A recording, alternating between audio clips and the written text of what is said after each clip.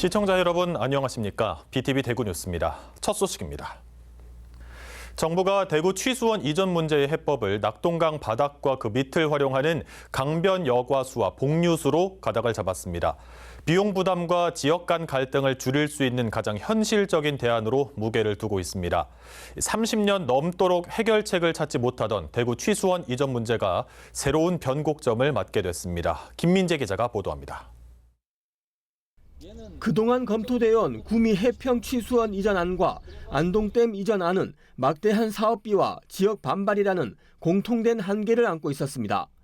특히 홍준표 전 대구시장이 추진했던 취수원의 안동댐 이전은 1조 원이 넘는 예산이 필요한 것으로 예상됐습니다.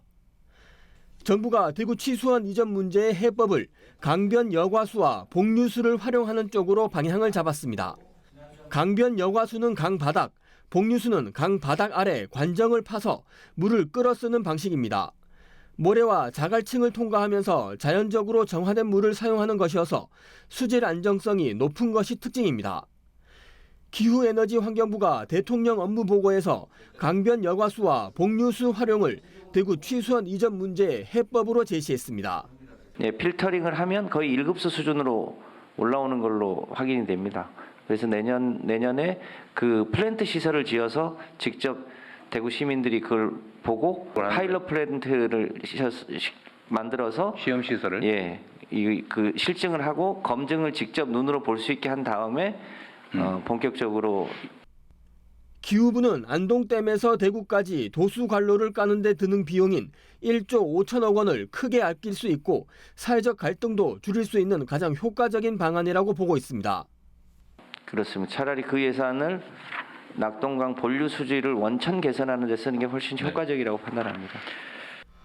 기후부는 내년에 플랜트를 건설하고 시험 취수를 실시해 1급수가 나오는지 여부를 확인하는 등 관련 용역에 착수할 계획입니다. 대구시는 강변 여과수와 복류수 활용이 수질과 수량이 담보된다면 가장 현실적이고 경제적인 안이라며 정부의 대안을 긍정적으로 보고 있습니다. 30년 넘도록 풀지 못한 대구의 오랜 수건 사업 중 하나인 취수원 이전 문제가 과연 해결될 수 있을지 주목됩니다. BTV 뉴스 김민재입니다.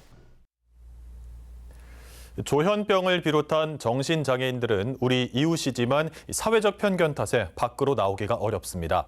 정신장애인 가족협회 대구재활센터가 갤러리 코파에서 정신장애 당사자 미술전시회 서바이버 시즌2를 열고 있습니다. 조현병 치료를 받고 있는 이들이 직접 그린 미술 작품을 선보이는데 사회적 편견과 고립을 넘어서려는 의지를 그려냈습니다. 우성문 기자가 현장을 다녀왔습니다. 그림 속에서 함께 울고 있는 어머니와 아들. 조현병을 앓고 있는 아들이 자신을 볼 때마다 우는 어머니에 대한 미안한 마음을 표현한 겁니다. 평온한 일상 가운데 갑자기 공황장애가 왔을 때의 불편한 느낌과 정신적 상태를 그림으로 나타낸 작품도 있습니다.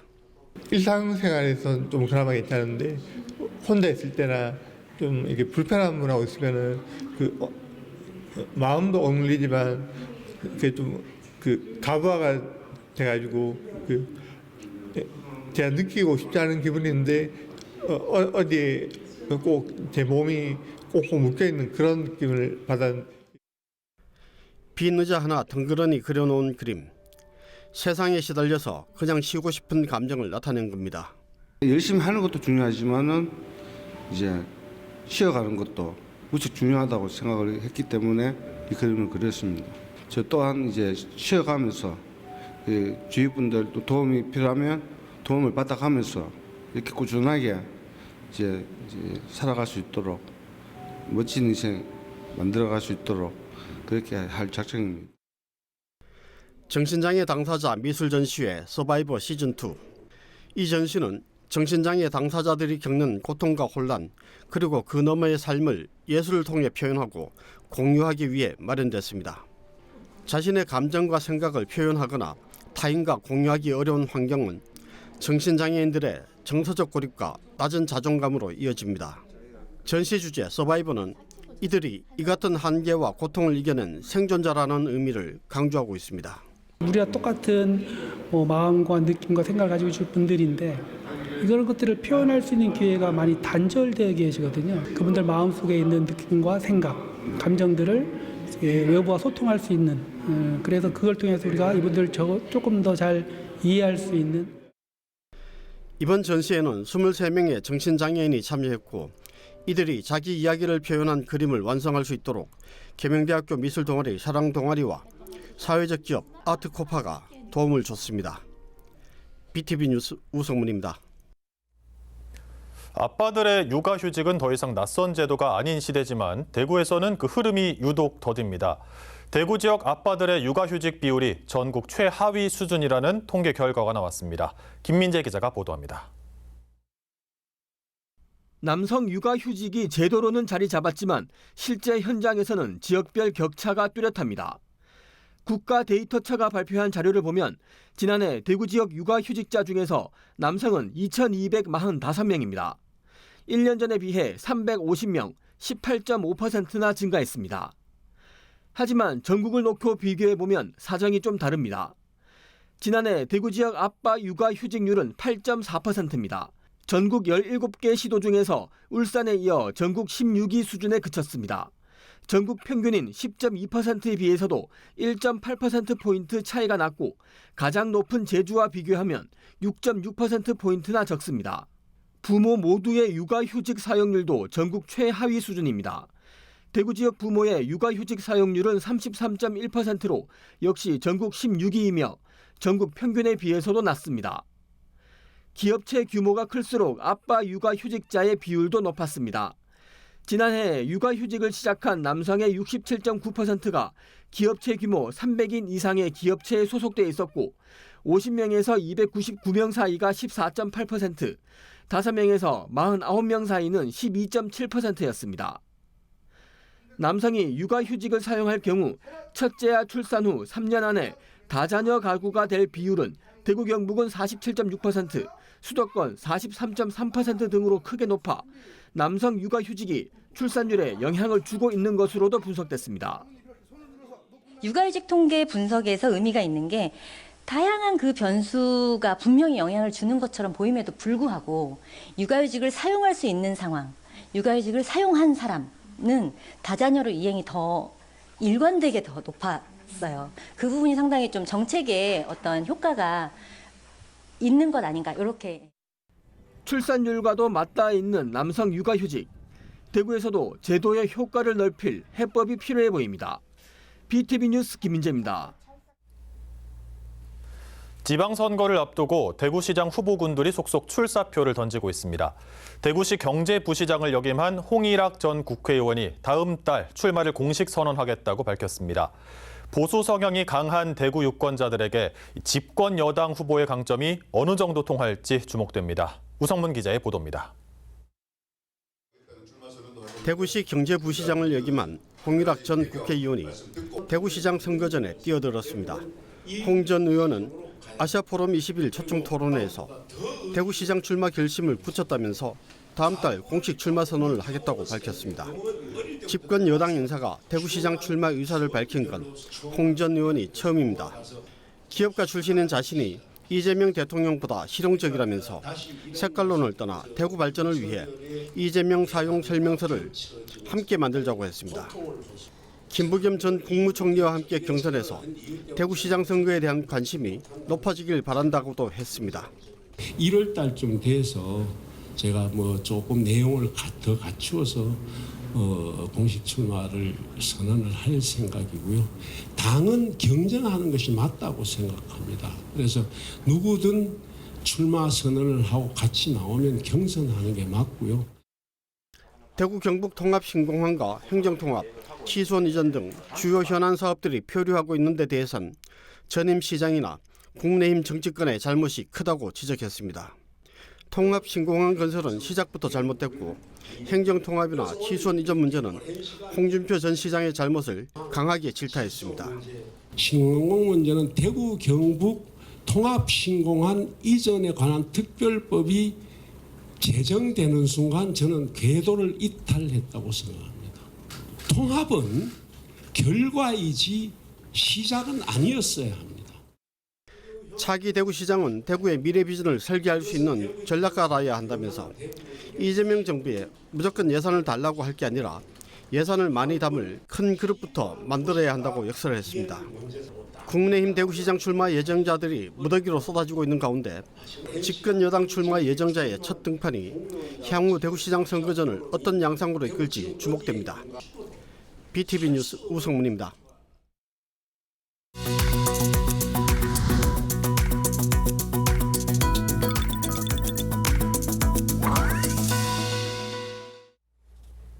요즘 해외 직구 많이들 이용하시죠? 그런데 해외 직구 구매 대행을 하며 마땅히 내야 될 세금 수십억 원을 가로챈 업자들이 검거됐습니다. 이들이 소비자로부터 받고 가로챈 세금만 30억 원이 넘습니다. 구혜희 기자가 보도합니다. 국내 한 포털 사이트 카페입니다. 다양한 해외 유명 브랜드의 패션 상품을 구매 대행해주는 곳입니다. 그런데 이곳에서 영업을 하던 구매 대행업자 부부가 인천 본부세관에 관세법 위반 혐의로 붙잡혔습니다. 독일에 거주하면서 구매 대행업을 하는 이 40대 부부는 해외 구매 대행업을 하면서 소비자에게 먼저 받은 세금 수십억 원을 가로챈 것으로 드러났습니다. 업자들은 국내에서 소비자에게 관세와 부가가치세가 포함된 금액을 받고 상대적으로 저렴한 현지 아울렛에서 물품을 구입합니다. 여기서 특송업체에 배송 정보를 전달할 때 구매자가 지불한 금액보다 저가에 신고해 소비자가 이미 낸 세금을 가로챘습니다. 이들이 지난 2019년 9월부터 지난해 4월까지 소비자에게 가로챈 세금만 30억 원. 이들과 함께 검거된 또 다른 구매 대행업자는 지난 6년 동안 3천만 원의 세금을 가로챘습니다. 또 시가 9억 원 상당의 해외 명품 브랜드를 밀수입한 사실도 확인됐습니다. 특히 이들은 150달러 미만은 관세가 면제되는 목록 통관 제도를 악용했던 것으로 확인됐습니다. 물건 가격이 이제 150불이 넘음에도 불구하고 허위로 150불 미만으로 신고를 해서 면세를 받기 위해서 구매자들한테는 관세와 부가세를 미리 받았음에도 불구하고 납부하지 않기 위해서 허위로 가격 신고해서 반입한 사건입니다. 인천 본부세관은 앞으로 해외 직구 대행을 이용하는 소비자들이 많아질 것으로 보고 업자들의 밀수, 관세 포탈 행위를 엄중히 단속하겠다고 밝혔습니다. BTV 뉴스 구혜입니다.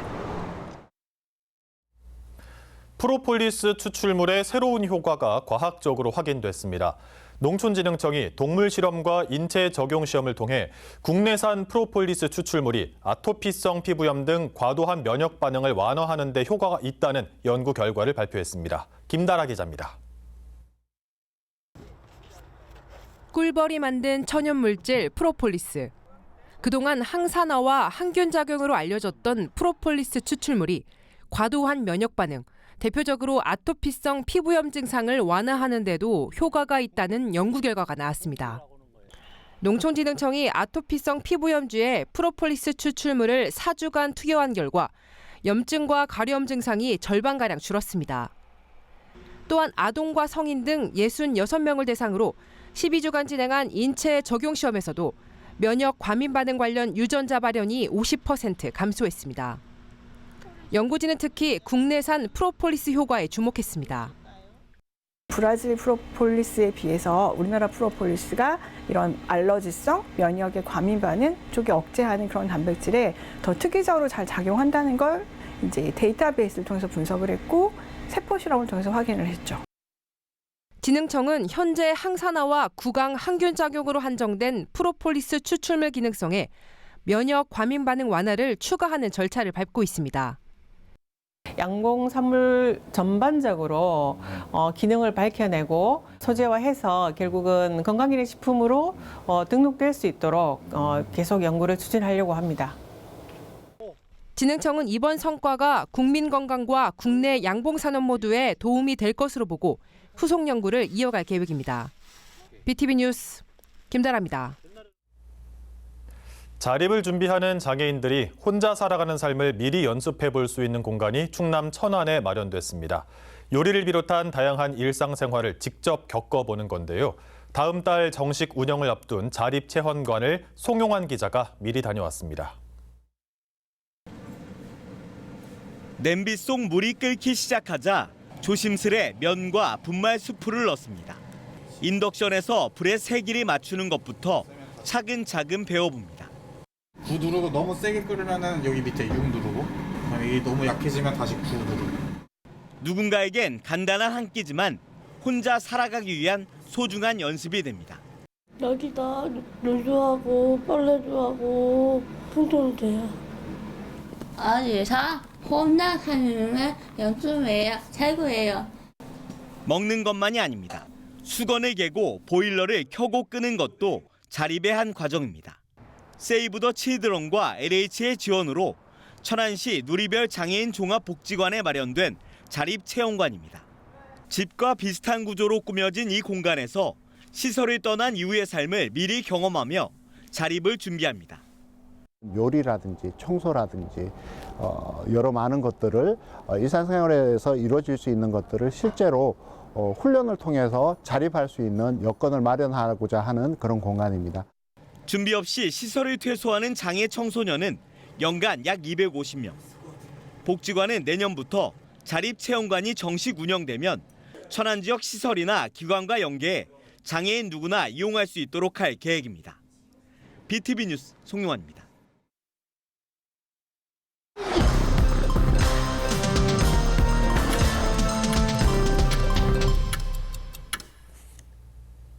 대구 경북에 거주하는 외국인의 수가 12만 명을 넘어선 것으로 나타났습니다. 국가데이터처가 발표한 이민자 체류 실태 자료를 보면 대구 경북에 거주하는 외국인은 12만 1,000명으로 1년 전에 비해 16,000명, 14.7% 증가했습니다. 이는 전국에서 가장 높은 증가율로 취업자 수는 7만 5천 명에 달했고 만 15세 이상 귀화자는 5천 명 수준이었습니다. 한편 국내에 상주하는 총 외국인은 169만 2천 명으로 국적별로 보면 베트남인이 15.5%로 가장 많았습니다. 대구시가 국립치의학연구원 유치에 지역 역량을 결집합니다. 시는 내년 치의학연구원 입지 공모에 대비해 유치 추진단장을 시장 권한대행으로 격상하고 보건복지국장을 위원으로 추가해 연구원 유치 추진 체계를 강화했습니다. 대구는 비수도권 최대 치과 산업도시로 생산액과 부가가치액이 전국 2위이며 풍부한 연구 인프라를 갖추고 있습니다. 시는 대구가 치의학 산업과 연구 인프라가 잘 갖춰져 있고 다른 지역보다 빠르게 성과를 낼 수 있는 장점을 내세워 대구의 연구원이 유치될 수 있도록 총력을 기울이기로 했습니다. 2025년 대구 일생활 균형 성과 공유회가 18일 대구시청 산격청사에서 열렸습니다. 이 행사에선 우수 사례 발표와 유공자 포상, 상생협력 네트워크 협약식, 가족친화 인증 현판 전달식이 진행됐습니다. 한국부동산원, 제이솔루션, 행복인 DJ가 유연근무제 도입, 가족참여 문화 프로그램 운영, 경력 단절 여성 채용 확대 등 모범 사례로 대구시장 표창을 수상했습니다. 또 한국지능정보사회진흥원, 대성에너지, 중구노인복지관장이 가족 친화적 조직문화 조성에 크게 기여한 공로를 인정받았습니다. 대구 도시개발공사가 대한민국 주거복지대전 국무총리 표창을 수상했습니다. 공사는 주거 취약계층을 아우르는 체계적 지원과 시민체감형 주거복지 서비스를 구축해온 점을 높이 평가받았습니다. 특히 공사는 청년 맞춤형 임대주택 공급, 자립준비 청년과 저소득 청년 우선 공급, 전세 사기 피해자와 주거위기 가구 긴급 지원 등 서민 주거 안정에 힘써왔습니다. 또 다양한 공공임대주택을 안정적으로 공급했고 고령자와 주거약자 맞춤형 주거 환경 개선 등의 공로를 인정받았습니다.